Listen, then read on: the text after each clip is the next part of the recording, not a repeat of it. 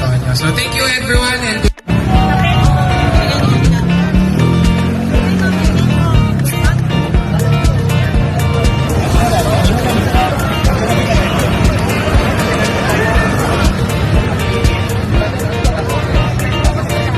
So, mapansin nyo naman, hindi na iwasan yung mga pumapang fire extinguisher. So, kaya namin sa nangyayari, yearly is kine-check siya ng BFP. Okay po? Same time, yung mga safety officer sa'yo na check yan once in a